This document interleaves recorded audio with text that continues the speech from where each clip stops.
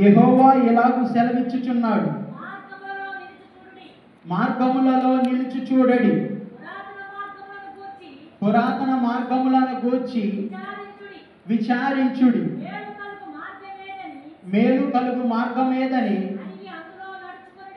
అని అడిగి అందులో నడుచుకొనుడి, అప్పుడు మీకు నెమ్మది కలుగును.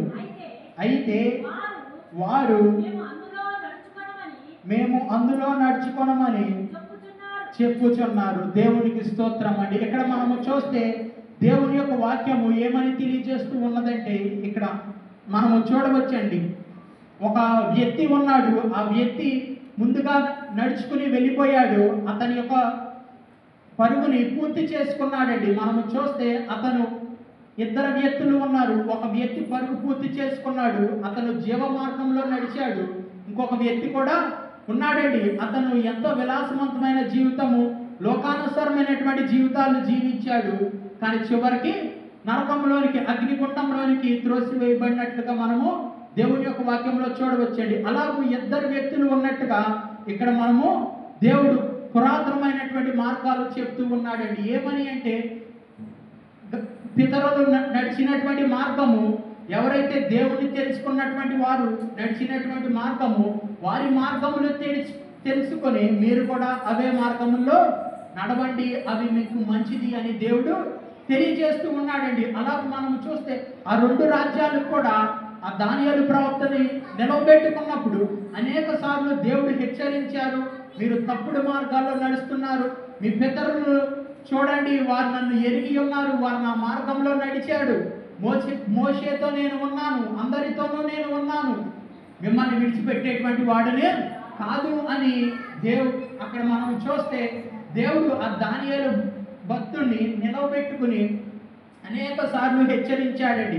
అలాగే మనం చూస్తే ఇక్కడ ఇద్దరు నడిచినటువంటి మార్గము, వారితో తోడుగా ఉన్నటువంటి దేవుడు మీతో కూడా తోడుగా ఉండి నడిపిస్తాను అని ఆయన వాక్యము ద్వారా, ఆయన ప్రవక్త ద్వారా అనేక సార్లు హెచ్చరించిన వారు దేవుడి వైపు తిరగడము లేదండి. తిరుగుతున్నారు, మళ్ళీ వారు యథావిధిగా వారి యొక్క ముందుకు కొనసాగుతూనే ఉన్నారండి. అదే మనం చూస్తే ఇక్కడ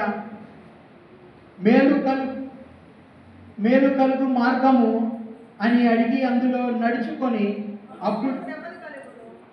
అప్పుడు మీకు నెమ్మది కలుగును. ఇక్కడ మనము చూస్తే వారు ఏది మేలో దానికోసము వెతుకుచూ ఉన్నారండి. మనము చూస్తే లోకంలో ఉన్నటువంటి ప్రతి మార్గము మనకు మేలు కలుగుతున్నట్టే, మనకి ఎంతో గొప్పగాను మంచిగాను కనపడుతూ ఉంటుంది, కానీ లోక జీవ మార్గంలోనికి నడిపించేదిగా లేదండి. ఇక్కడ మనము చూస్తే మేలైనది వారు అదే విధముగా మేలైన దానికోసము నడవడానికి వారు ఇష్టపడట్లేదు, కానీ ఆ మార్గము, లోకంలో ఉన్నటువంటి మార్గము, దానికోసమే వారు నడుస్తూ వారు ప్రాకులాడుతూ ఉన్నారండి. అలాగూ మనము చూస్తే అలాగూ వారి యొక్క యాత్రలో అనేకమైనటువంటి శ్రమలను మనము చూడవచ్చండి. అది మరి ఒక విషయము, యెషయా గ్రంథము 6వ అధ్యాయము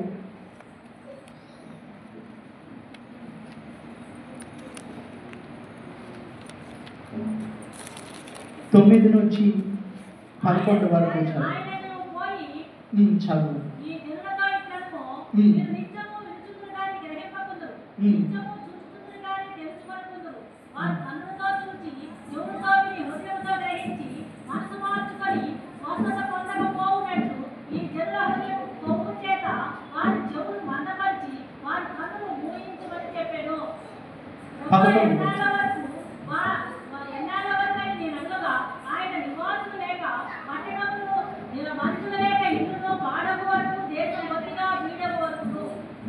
చాలండి.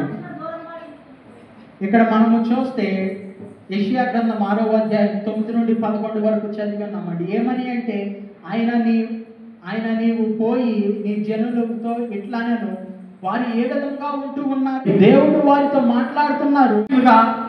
ఇక్కడ దేవుని యొక్క వాక్యంలో చూడవచ్చండి. అంటే హృదయం బండబారిపోయినట్లుగా మనము చూడవచ్చండి.